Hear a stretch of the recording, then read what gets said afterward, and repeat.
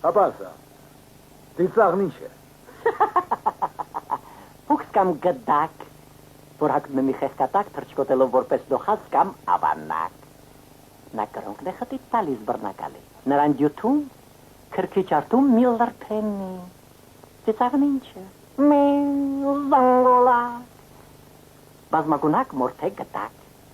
Հիմարներին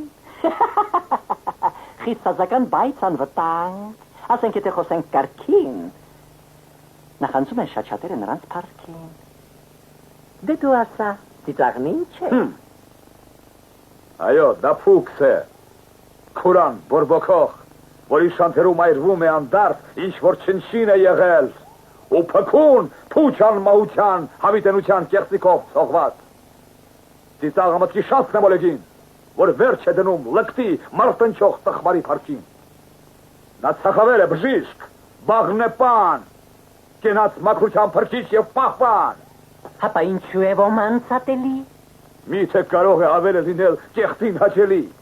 և մարդկանց համար շիտակ, խելացի, չկա ավելի մաքրագործող զենք ծիծաղից բացի։ Դու էլ ծիծաղի,